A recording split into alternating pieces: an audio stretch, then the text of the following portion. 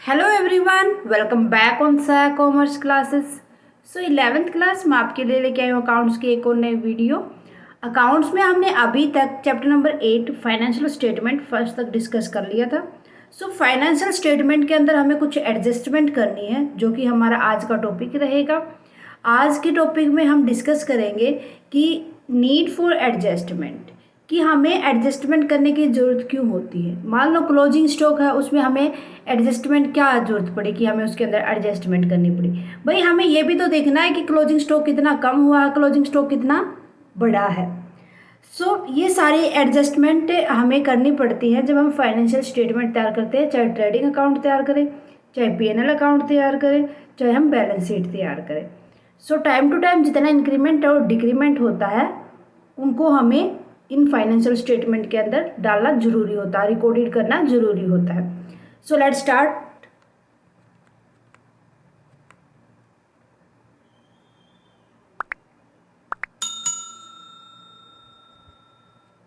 Okay, need for adjustment. According to accrual concept of accounting, the profit and loss of an accounting year is not based on the revenue released in cash and the expenses paid in cash during the year.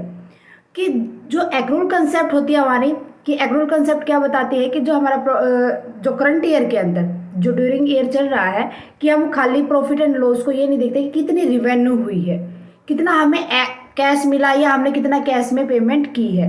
जितनी भी non cash item है हम उनको भी add करके चलते हैं। They may exist some receipt and expenses in current year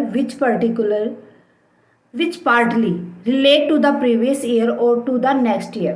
भाई कुछ आइटम ऐसे यूज करते हैं हम, रिसिप्ट कुछ या कुछ एक्सपेंसेस ऐसे करते हैं, या तो हमने प्रीवियस ईयर में किए होंगे, करंट ईयर में किए होंगे, या हम नेक्स्ट ईयर के लिए अब इसे पेड कर देते हैं। ऑल्सो देयर में exist income and expenses related to the current year that still need to be bought in the book of account। कि कुछ ऐसे भी हो सकते हैं, कुछ इनकम और कुछ एक्सपेंसेस ऐसे भी एग्जिस्ट करके चलते हैं कि जिनकी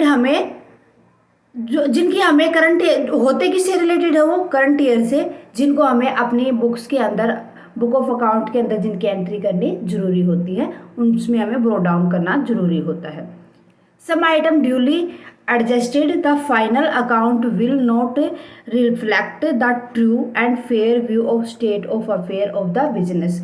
भाई बिना इन एडजस्टमेंट के, जितना हमने मान लो कि नेक्स्ट ईयर के लिए ऐड किया, या हमने कोई भी लास्ट ईयर का करंट ईयर का तो उसको ऐड किया है, बिना उसके हमारा बिजनेस कभी भी ट्रू और फेयर हमें रिजल्ट नहीं देगा। जो भी फाइनल हमारे पास बचेगा बैलेंस, वो हमारा ट्रू और फेयर नहीं होगा। हमें इन एडजस्टमेंट की ज़रूरत होती है, जिनके थ्रू हम अपना ट्रूली और फेयर बैलेंस शीट तैयार करते हैं। क्लियर है? समझ आ गया कि हमें एडजस्टमेंट करने की नीड क्यों होती है। अब हम एडजस्टमेंट में कौन कौन से आइटम यूज करेंगे, कहाँ कहाँ पर एडजस्ट करेंगे।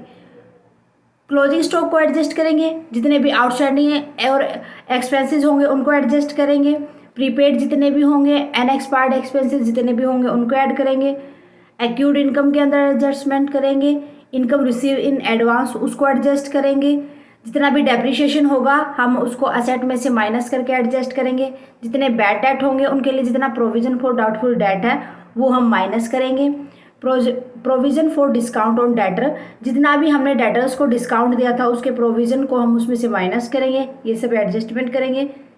मैनेजर्स का कमीशन होगा उसको एडजस्ट करेंगे, ताकि फाइनली जो हमारे पास कैपिटल आए वो ट्रू आए, जितना भी बैलेंस बचे वो ट्रू बचे, और जो भी कैपिटल लगाई थी उसके ऊपर इंटरेस्ट पे किया जाएगा। क्लियर?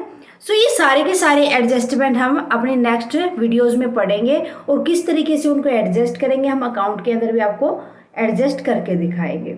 ठीक है? ये हमने थोड़ा सा बेसिक आपको फ्रेमवर्क तैयार करके दिया है कि हमें पढ़ना क्या है इस चैप्टर के अंदर। मेरे ख्याल से आज के लिए बस इतना ही। नेक्स्ट वीडियो में हम closing stock, outstanding and expenses को डिस्कस कर लेंगे, एक या दो पॉइंट उठाएंगे, ज़्यादा हम नहीं करेंगे। ठीक है? स्टूडेंट, आपसे रिक्वेस्ट है, अगर कोई भी आपको ये डाउट लगे कि मैम ये वाला पॉइंट समझ नहीं आया हमें, मुझे कमेंट सेक्शन में लिख दे। आपसे रिक्वेस्ट है, अगर आपने अभी तक प्रीवियस चैप्टर, ये लास्ट चैप्टर बचता है हमारा, इससे पहले हम सभी चैप्टर डिस्कस कर चुके हैं। ये चैप्टर जब हमारा फिनिश हो जाएगा उसके बाद हम जितने भी न्यूमेरिकल क्वेश्चंस होंगे उनको देखेंगे, ठीक है। सो मिलते हैं नेक्स्ट वीडियो में। आज की वीडियो कैसी लगी कमेंट सेक्शन में लिखिए, अच्छी लगे तो प्लीज़ लाइक और अदर स्टूडेंट के साथ ज़्यादा से ज़्यादा शेयर करें। Thank you very much student. अगर आपने अभी तक साया कॉमर्स क्लासेस को सब्सक्राइब नहीं किया है, please subscribe Saya commerce classes and press the bell icon, ताकि आपको जितनी भी न्यू वीडियोज़ आए उसकी नोटिफिकेशन मिल सके।